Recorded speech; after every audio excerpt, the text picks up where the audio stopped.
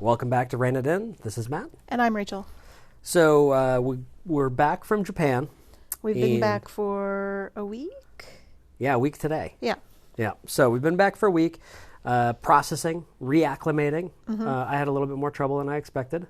I'm feeling better now. I think jet lag was more significant than either of us had expected too. Yeah. And you also mentioned, you said this kind of jokingly to a friend, and I was like, that's damn straight. Reverse culture shock was kind of a bigger deal than I thought. It just felt weird to be, to not be on an eternal vacation. Right. But also just things move and act in a different way here. Yeah, they definitely do. Which is hard. It was kind of jarring, like the first, walk that we took out to go to a restaurant. It did just feel very, very different. Yeah, and so I actually thought about this today while I was at work. This is a long intro, but this is the bonus material for everybody. Yep, bonus intro. But I was thinking about this at work today, is that while Tokyo is like a city of a bajillion million people, unless you're on the main streets, there are not a lot of cars. Right. And you cross over the big main street to get back into a neighborhood street whenever you're kind of going places.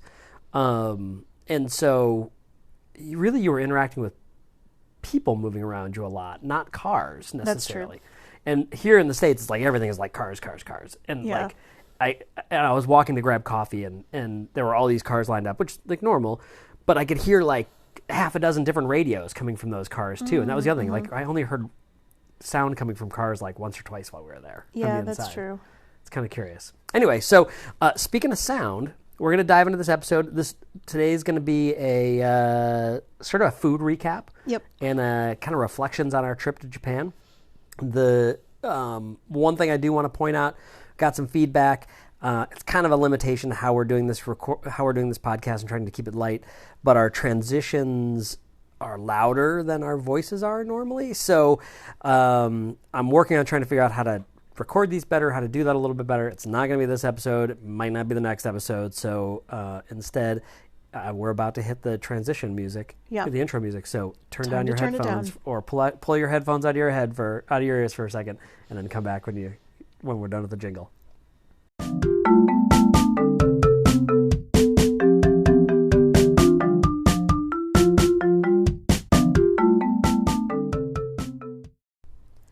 One of the things that I've said to people since we've gotten back is that I ate so much weird shit. And I did, definitely. And you've heard us talk a little bit about it up to this point. But I don't want this to be a recap of all the weird shit that we ate. Instead, I think we're going to focus a little bit talking about some of our favorite experiences that we had dining, and comparing some of the kind of similar foods that we had. So we thought we would start with our first meal there and talk a little bit comparatively about the different ramens that we had. Yeah, and I think we're still going to talk a little bit about the weird shit we ate. I'm sure it's going to come up, but yeah, it's not. This isn't it's not like a gross out episode, right? Yeah. Anyways, yeah, I'll leave it at that. I was going to go on, and now I'm going to go on because I started. There's a lot of stuff out there about just any other culture, if people are traveling, and the video or the podcast is really about whoa, they're so weird. I can't believe they're so foreign and strange. That's not really what we're trying to do with all this stuff. We did some weird stuff, but we're trying to experience it and just sort of see how other things work. Yeah, and certainly, we tried to work our way through sort of the classic different types of restaurants that Japan has. So izakayas, little tiny places. We went to a skewer place and had all kinds of things on skewers. Obviously, we're going to talk a little bit about ramen. We ate a lot of soba. We tried tonkatsu one night. We just really tried to sort of do the gamut. It wasn't okay, we're going to eat sushi because we're in Japan. Right. Or fact, just that we're going to eat ramen because we're in Japan. Yeah. So, but the first night, right, when we landed, we got in around 2.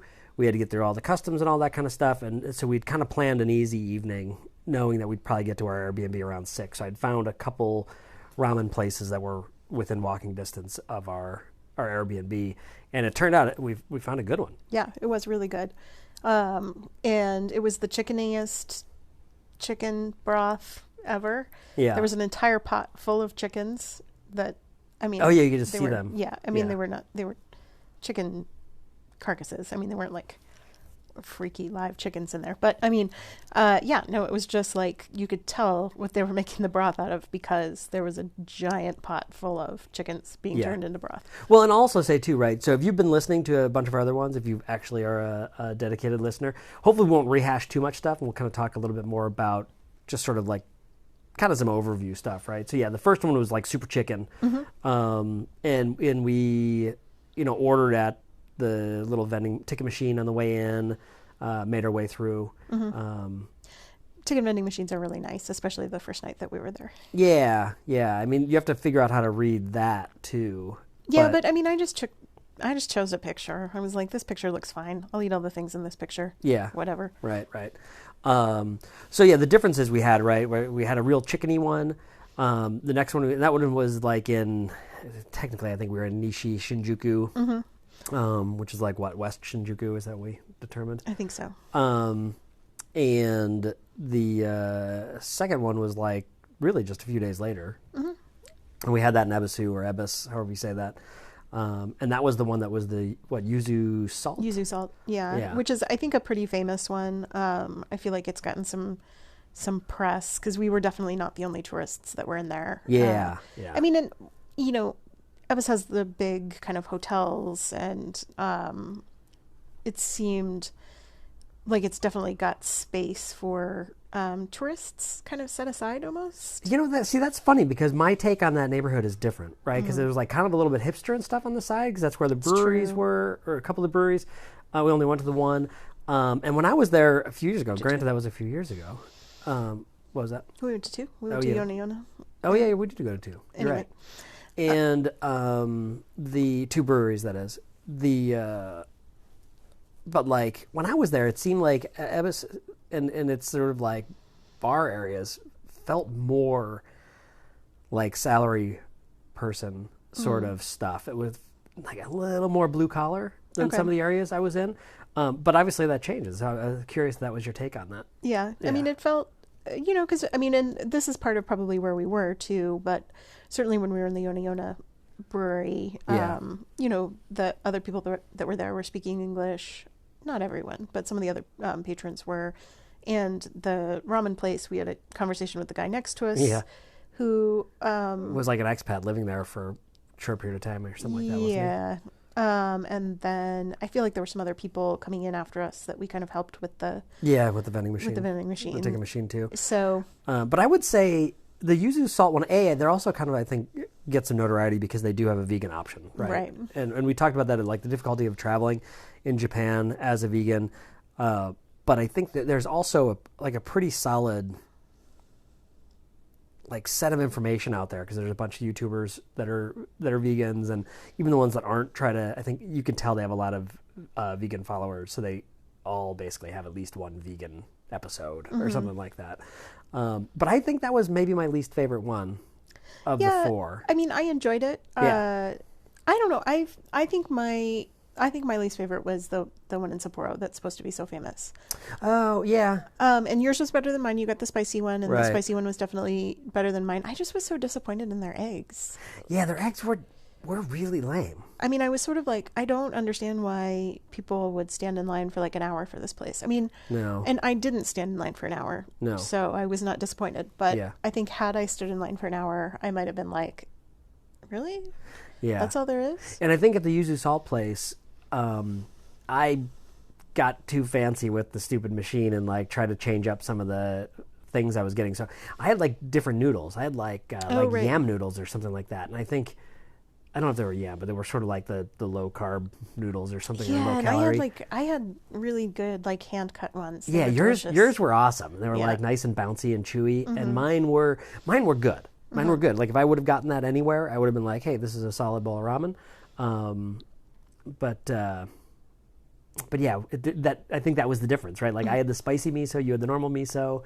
I had the weird noodles, you had the good noodles. So I could see that being the shift. Right. But the only thing you guys haven't heard us talk about, and we've gone on for like 5 minutes about ramen, even though I said we could talk all about ramen. Whatever. I could talk about ramen for ages. We could, what was it? Talk or not talk? Eat for ramen. Hours, yeah. But go watch Best in Show. but yeah, then we had the final ramen we had, which was like kind of, we just realized when we were talking about this before we started the episode, is we had a nice bookend. Our last meal in Japan, our last meal in Tokyo, and the second time we came back to bookend the trip in Tokyo, last meal that wasn't at the airport, right, was also ramen, and it was also a unique ramen. It was. So I did a search for ramen places because I decided that was what I wanted to eat our last night, and there was one that had really good reviews, Hiroshima style ramen. So we went over there. It was right near Skytree station and / giant Skytree in the sky. Yeah. I don't know what it was called, but I mean, if you're there and you want to search for Hiroshima style ramen Skytree, that's probably the one. You know what? The other one we did have another one. The curry, the halal. Oh, damn! You're right. Yeah, that was so good. That was our first night back in Tokyo. Yeah, I knew there was another one. Okay, well, we'll dodge back and talk about that in a second. We'll talk about the end one. So, the Hiroshima style one, the name of the place is on the tip of my tongue. It's actually one of the few places I've left a review on Google for. Oh, right. And it was because they actually had a very good English menu, and while they obviously weren't like trying to cater to travelers, they were like cool with it, right? It was sort of like, oh yeah, whatever. And so I actually took pictures of the English menu to post because that was helpful for us. It really was. Well, it also explained how to eat it, because I wouldn't have necessarily put it together. Yeah, why don't you explain it? I'm going to right now. Yep. So Hiroshima style ramen is dry, so there's no broth. There's a sauce that comes with it, and the sauce is made out of sesame, like tahini, and Szechuan peppercorns. So it's spicy and like kind of peanutty tasting. And then it's got ground pork, noodles, and I feel like onions or something. And you're supposed to stir it up a whole lot when it first comes to you. Yeah, because they not corrected you, but they were like, no, really, stir it a lot. Yeah, 30 times or something. Well, they did that pantomimed in Japanese. Yeah. But it also came with like a small bowl of rice and a raw egg yolk. And had there not been pictures on the menu and an explanation of this, I would not have done this. But you're supposed to eat almost all the ramen and then mix in the rice and the egg yolk for the last like portion of your noodles. Why? I have no idea. But that's what I did because that's what I was supposed to do. All of it was really good. And I just got normal ramen because I kind of wanted to just do a pork based one, and because we hadn't done that yet. Yeah, we hadn't done that one to try it. Mine was also fantastic. The noodles were good. Yours was really good. Yeah, it was like the amount of Szechuan stuff that was in it was just right to make you realize that it was spicy and a little bit numbing, but not like blow your head off. Yeah. And yeah, I mean, it was a sort of unique way to finish. The other unique one, though, that we did almost forget about that was so good was the curry halal ramen.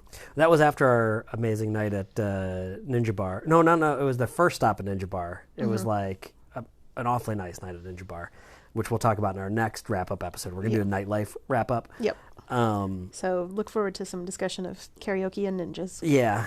And, but yeah, then we went out and Rachel, or one of us you found it too, had super good reviews. And we went in and it was a curry ramen. And it was amazing. Was delicious. Yeah. I mean, it was really fatty. It was chicken based as well. Obviously it's not going to be pork based. They didn't have alcohol there because they were, halal, I suppose.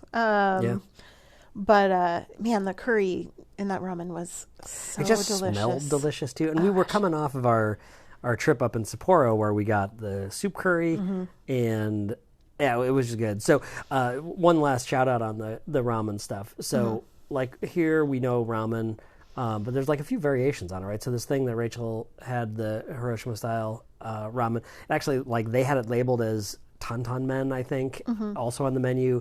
And like we've seen it here. You had it at a place here in Atlanta that's called Dan Noodles. Mm-hmm. So you can get this sometimes. And then that first place we went the first night, Rachel got a traditional ramen, and I actually got tsukemen, which I talked about before. It's kind of like deconstructed ramen to some extent. You have cold noodles, and your broth is a lot thicker, and so you dip your noodles into the hot broth, and it's delicious. So shout out to one of my favorite ramen places in Atlanta too, that has both tsukemen and really delicious like pulled pork ramen, because we are in the South. Momonoki, which is on 8th and by the highway. Yeah. It's not too far from the Publix and stuff that's over there on Spring and 9th. But it is really good if you are coming through Atlanta, or if you are an Atlantean. Yep. Definitely recommend it. Yeah. So besides that, we had some other noodles, right? Because, I mean, like, we all know ramen, but we actually had, like, soba. We had a lot of soba. Maybe 3 or 4 times. Mm-hmm. And here's the thing that I didn't realize about soba. You have a sauce that you dip your soba into that's cold. Soba's usually cold. Well, you could get it hot or cold, but cold because it was warm. Yeah, because it was warm out. We always got ours cold. There was a sauce that you could dip it into, but then they would come around with like a thing of hot water, and you would mix that into whatever was left of your sauce and drink it like a soup. Yeah. And that was something that it's pretty refreshing. Not seen before and was not aware of. So. Yeah. And that was something I kind of knew this a little bit. Like here in the States, we always get miso soup at the front, but I'd heard that like normally you end a meal with miso soup. And so I think that makes sense that you like kind of end on the soup. Oh, right. Yeah. You make yourself a little soup. Yeah. But yeah, I don't know. So, but kind of on the miso soup, like topic, right? We talked about this a little bit on one of the other episodes too. But whenever you get a traditional Japanese meal or Japanese breakfast, rather, because we got those at some hotels and some of the places we stayed, usually comes with rice and a bunch of other like things that we would not think about as breakfast food. But fish. It always finishes with miso soup too. Yeah. So and it's kind of a nice little refreshing palate cleanser. I mean, I think the ending with the soup was kind of a nice thing. And, it really varied what was in the miso. I mean, almost always in the States, you'll find it with a little bit of tofu and a little bit of seaweed, but there were certainly... a lot of yuba, which is the tofu skin. Right. Fried tofu skin. And then some of them had, like... They weren't even like green onions. They were more like leeks, I think, or really big green onions. Yeah. I think that's kind of the Japanese spring onion. It's kind of like it's somewhere in between it's like a big version of our green onion, but not quite a leek. Yeah, it's not as strong as we had that green onions. One, too, that was like a dozen little tiny clams that were like they were, I mean, when I say tiny, they were smaller than a dime. Yeah. Yeah. Clams. But yeah, the breakfast is, so we like kind of offset some of the, just eating out all the time expenses and all that. Like we had also at our Airbnbs often made breakfast, and we pretty much had the same breakfast every morning. Well, I mean, you'd only want to buy so many things to cook. So, but yeah, we usually did like a fried egg or some scrambled eggs with like some pan fried ham, and we had cheese a couple days. But we had the wonderful white bread. Yeah. Japanese white bread is like just different level. Yeah, we're gonna try to get some at Sweet Hut and see if it's comparable, at all similar. But it was like Texas toast kind of size for folks that are used to that, but it was somehow moist and firm and spongy. It was like all the best parts of all the different kinds of bread you could have. But on the lighter side of things. And then we also were buying, and we were just buying all this stuff at the 7-Eleven. And we bought Hokkaido butter 2 of the times, and that Hokkaido butter was awesome. It was good. It tasted good, but it was like a slightly more solid ghee, because I would get that too hot in the frying pan, and I never got burned butter or brown bits. And then the last day we were there, I bought a different kind of butter, and I scorched the hell out of it. Oh, that's interesting. I didn't even realize that. Yeah. So it was really nice to cook with as well. And the funny thing, too, we had talked about this a little bit before the recording, is the eggs. The first like grocery shop at 7-Eleven that we did, we bought like 6 eggs, and they got a little frozen in the that Airbnb refrigerator. Really cold. But before they exploded from that, the first day we used them, they were like just so firm and bright. The yolks like stood up. Like, and they were very orange. Yeah, and they were very orange, and they tasted good. And the funny thing is, like every other time we bought eggs, they were pretty. They seemed like pretty normal. Yeah.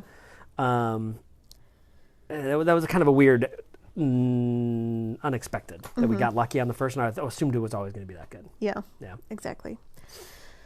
All right, so that's ramen, soba, and breakfast. That's noodles. Yeah. Yeah, noodles and breakfast. But I think it's time for a quick break. And then we're going to come back and talk about some highlights and some favorites that are not the things we already talked about? Yep. All right, sounds good. Take your headphones out of your ears if this is going to be too loud. So, we wanted to talk a little bit about our favorites and some of the favorite meals that we had in not too long of a time period. We could obviously go on about it forever, but dear at least listeners, for 22 days. Yeah. We recognize that you only have so much time in your life to listen to us. So what are your top 3 favorite meals, Ruzika? Oh, yeah. We haven't used our real names in this. Oh, shit. Anyways, that'll just fall into the Neverland. So, I don't know, because that's a tough one, right? We ate so much food.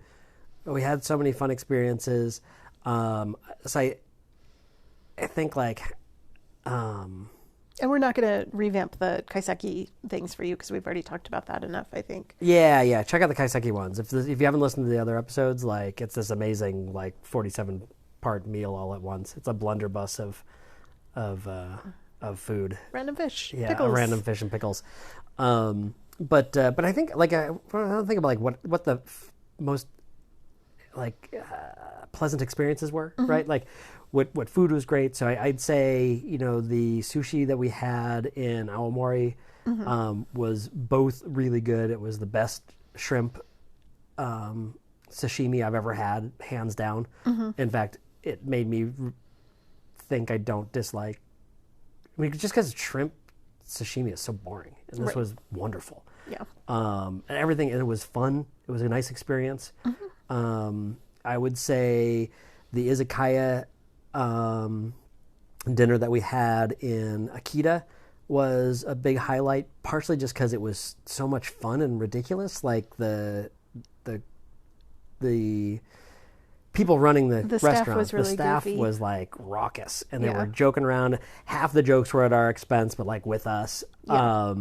And they were kind of trying out their English and joking around about a bunch of stuff. And but we also asked them for the osusume, which is the recommendation, and got a couple things we definitely would not have gotten, which was beef lung, which was okay, and the fried intestines that it was more than I needed, but it was really surprisingly good. They were pretty good. They were just so fatty. Oh, yeah, I could eat ridiculous. 3 of them before I was all right, I'm just overwhelmed by fat. Yeah. And then I don't know. I'm sure I'm missing some other ones. But those are at least my 2. What do you... I mean, sushi and aomori was definitely a highlight. It was really fun to sit at the sushi counter and just kind of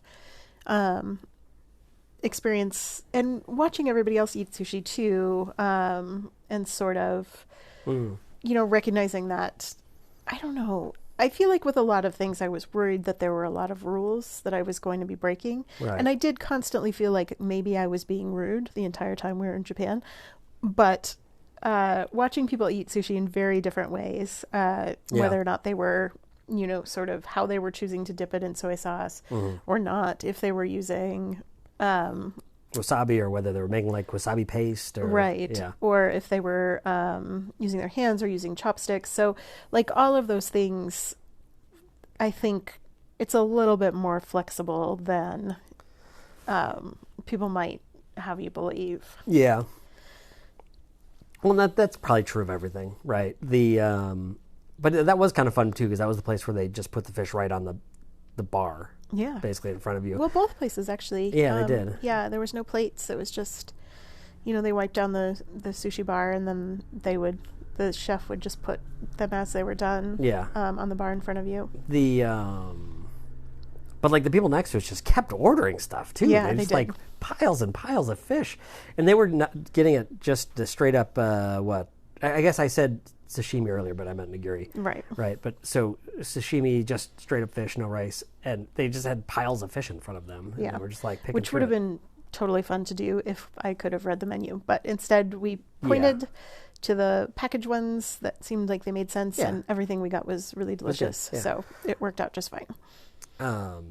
So that place sushi was really good there. I mean, I was really delightfully surprised by soup curry. I didn't know it was a thing. Soup curry. You were blown away by soup curry. I really enjoyed it, but I think you were willing to trade me in for a life supply of soup curry. Soup curry.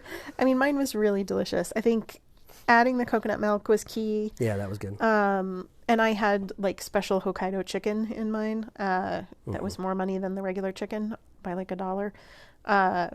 And I don't know if that made a difference, but it was also very delicious. So soup curry was I don't know, it was just such a surprise. I didn't realize it was a thing, and then it was amazing and delicious. I mean, I expected sushi to be delicious. I expected ramen to be delicious, but I had no idea that soup curry existed. Yeah. And I think we have to admit alcohol had a little bit to play with some of the things too, because the halal curry ramen was like so good.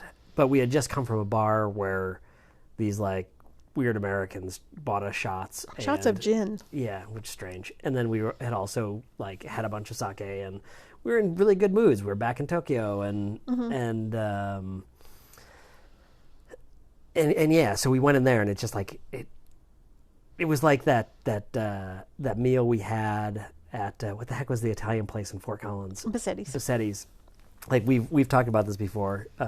That like experience has so much to do with things. We had gone for this multi-day backpacking trip, and like we went in a couple miles. We had everything on our backs, brought everything out that we took in, and came home. We took showers, and we went out to Bassetti's and had like awesome pasta. Yeah, and it was just really satisfying. It tasted better than anything I'd ever eaten in my life. Yeah, and I can still remember the feeling of eating that pasta with too much garlic in it. I know. I mean, I talked about this when we were talking about the soba and mori, right? Like, it was probably not the best meal ever, but it was so exactly what I wanted right at that moment that I kind of wanted to cry. I was so happy. The soba and mori, like... Oh, a mori. Yeah. Yeah. I mean, it was so perfectly what I needed right at that moment in my life. Yeah, that was in Roppongi Hills after we were at the art museum, right? But we were kind of exhausted, and we just needed some food. It was tasty. Perfect. Yeah. I'm trying to think of what other ones I'm not remembering. Like, we haven't really touched on lunches. Well, I mean, yeah. I know we ate lunch. I mean, we just ate kind of a lot, and we did eat lunch. We ate the eel for lunch. That was a really big lunch. I think sometimes we just kind of... Yeah, we sometimes just snacked, right? Well, soup curry was lunch, actually. Yeah, that's true. But yeah, sobas were lunch. I don't know. What else do you have on your favorites? Is that... Oh, ekiben. Ekiben we had a couple times for lunch. And ekiben is great. And I was so sad that they don't sell it for the airplane. I think probably because it's got fish in it, and you're not supposed to bring back random fish to another country. Or just random agricultural products. Right. Yeah. So there wasn't any way to buy it in the international terminal at Narita. Yeah, the ekiben were quite pleasant. People talk about them a lot on the internet, and I think for good reason. And they're not like the absolute best, right? Because they have been prepared earlier in the day, and they're kind of at room temperature. But they were always very satisfying. Yeah. Yeah. I mean, it was fun. Yeah, a nice little selection of different things. They're presented in an attractive manner, and they're fun. Yeah, not the same as ekiben, but kind of in that was the just like random food from the convenience stores. Mm-hmm. Yeah, we ate a lot of random 7-Eleven food. And certainly we got a lot of like rice balls, and I got anari multiple times, which is like tofu pouches stuffed with rice. Cucumbers occasionally. Yeah, we got a pretty amazing custard-filled like cream puff thing. Yeah. Oh, we should talk about ice cream. Oh yeah, we did eat a lot of ice cream. Yeah. Not enough. And cheese tarts. We didn't get any more cheese tarts. Oh my God, cheese tarts. We only had them a couple times. They were all on the front side of the trip, and then we never got more. And I had one with ice cream. It was a tiny cheese tart stuck in a thing of ice cream, and it was pretty amazing. Yeah. I don't know. I mean, how would you characterize... I feel like people talk about Japanese ice cream like it's a different thing, and I don't think it really is. No. It's just ice cream. No, I mean, most of what we had was just a very rich soft serve. But a quality. It tasted like dairy. It tasted like ice cream. That's true. You know, sometimes you get stuff from places, you know, I want to say McDonald's, but it's probably not fair, and I haven't had their ice cream in forever. But sometimes you get like cheap self-serve, and it leaves like kind of a film in your mouth. Oh, yeah. And it just didn't do that. It was still fresh. Yeah, I agree with that. We had the second best ice cream. Oh, right. In Hakodate. Hakodate, yeah. We didn't take a picture of it because the sign, none of it was in English, but on the map it said, you know, second best ice cream. That was the name of the store. Yeah. So you want to advertise that, I suppose. I mean... But it was inside of a melon pond, which is like it's kind of like a Mexican concha. Only better. Much better. It's like fluffy and soft and sweet, and the outside is crunchy, which is maybe how those are supposed to be. Yeah, and it was fresh, yeah. So it was like a fresh melon pond filled with ice cream, and that was really pretty amazing. Yeah, it's like a sweet bun with a crispy outside. Yeah, I would say, and it's kind of like generally spherical. Yeah, but it has these. They put these slices on it before it bakes, so when it bakes, it looks like a melon. Right. It doesn't taste like a melon. Yeah, it's not melon flavored. It's just normal. Yeah. And that ice cream was only pretty good. It was second best ice cream. But the melon pond was good. You were just disappointed that we didn't get matcha. No, I was a little disappointed. It was kind of icy. Oh, okay. It had some ice crystals in it. Fair. Yeah. Fair enough. I don't know.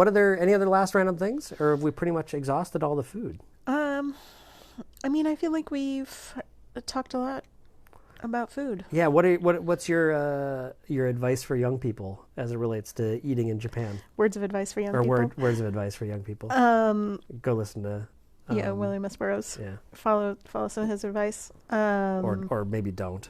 I don't know. Good advice. Yeah. Anyway, sorry. So, what's your advice on eating in Japan? Be flexible. Be prepared to eat things that you were not necessarily expecting to eat. Put aside some of your previous dislikes. I did even eat part of a mayonnaise salad. Yeah. I didn't really enjoy it, but I was determined to be polite because the guy was like, special salad. Yeah. Yeah. Also, accept that sometimes you are going to be polite and eat things that you normally would not want to. Yeah. Yeah. And that they're fine, right? Like, I don't love uni. I'm never going to love uni, but I ate it a few times. Mm-hmm.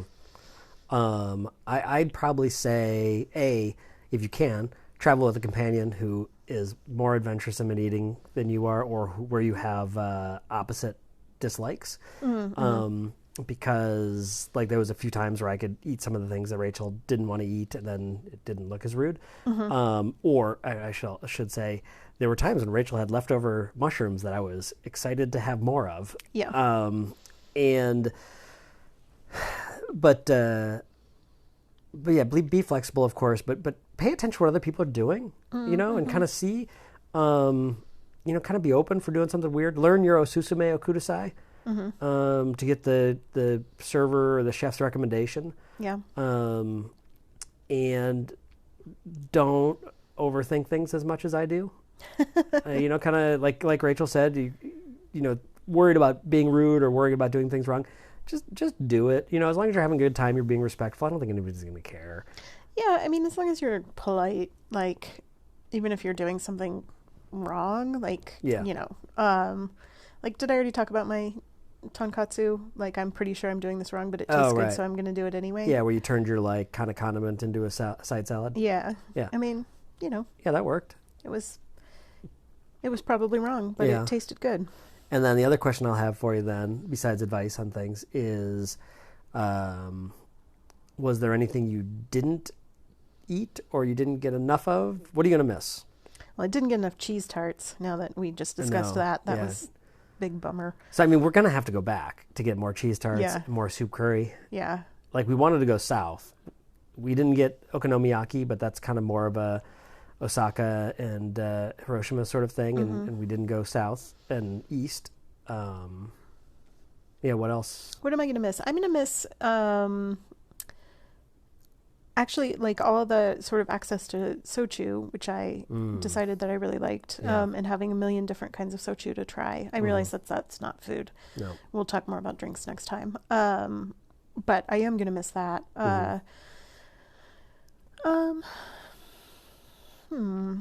I actually just liked the variety of things we got. I mean, this sounds weird because this comes back to some of that, like, ooh, it's so weird and foreign. But, like, I honestly enjoy natto, which is like fermented soybeans, and one of the places we stayed at had like artisan natto or something like that, and it was so good. And I mean, it sounds so gross, but we had a string of places where I had a small bowl of rice, I had some natto, I had a really soft boiled egg on it, and mix that up, and you have a couple little pieces of fish on the side. Like, honestly, to me, I could eat that, not every day, but I could eat that a few times a week and be really happy. But it's also not something that would be easy to make at home here. Right. Especially because you aren't nearly as interested in eating that as I was. Right, yeah. Yeah, we'd much rather go for waffles. Yeah, I mean, my Japanese breakfast was definitely very different than yours. Yeah, you had salads. And I'm not ready to face random fish at 8 o'clock in the morning. Like, I need to gear up for that. So I would usually wait until lunch before my random fish escapades. And also finishing off breakfast with soup. Like, that's kind of that was one of the things that I kind of miss about Japan in general is there's a lot of like built-in kind of ritual to things, and it's probably just feels more ritual to us because it's not something that our thing. But it was like bathing at the onsen before you get into the baths. It was like the breakfast layout. When we were eating Japanese breakfast, which granted is probably, I don't know, maybe that is what they eat every day, but it seems like it would take some time to prepare that many different things. But yeah, and even like eating in a ramen shop, right? There's like a ritual to that works. You know, you either pay at the little ticket machine and wait till there's a seat, or there might be a person like triaging you as you come in, and you sit on little benches until enough space opens up for you and your small party, and then they shuffle you in, and then you've already ordered at that point. They just hand you your food. So, I mean, it's sort of like everything kind of works in an order, which is one of the things that was hard, and kind of the reverse culture shock kind of thing. Yeah. Things being less orderly. And then what, if any, we talked about this, the things we missed, right? We wanted to dive into some tacos. Yeah. And we're going out for tacos tomorrow. And I've had tacos twice this week already. Yeah, right. Yesterday I had Korean tacos, and then we had tacos at home.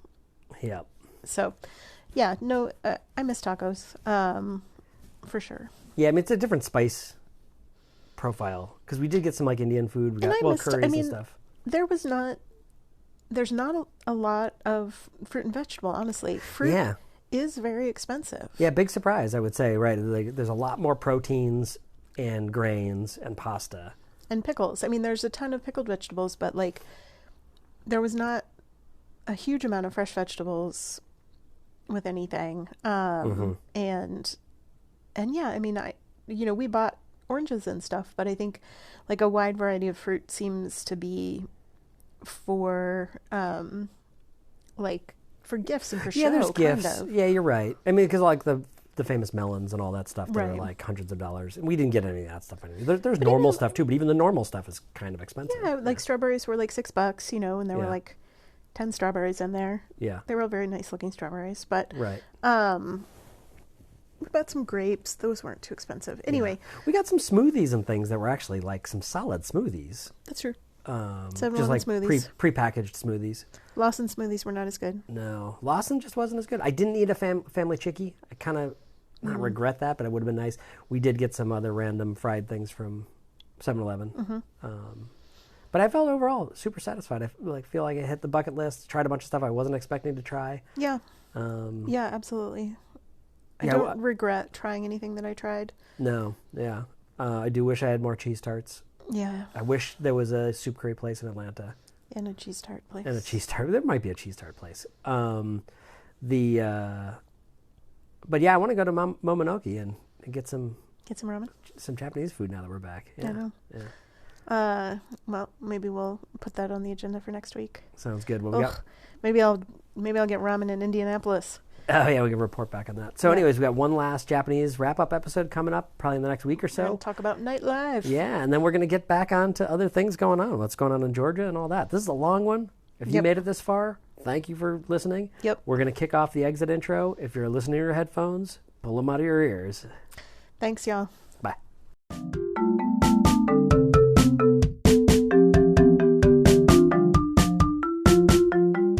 You can check us out at anchor.fm/rainitin. That's spelled REINITIN, all one word, no spaces, and you can leave us a message there. You can also follow us at Instagram at rainitin_podcast or email us at rainitin@ssdpress.org, also spelled REINITIN at ssdpress.org. Thanks again to all of our friends and family for all the support and for putting up with us. Have a great day.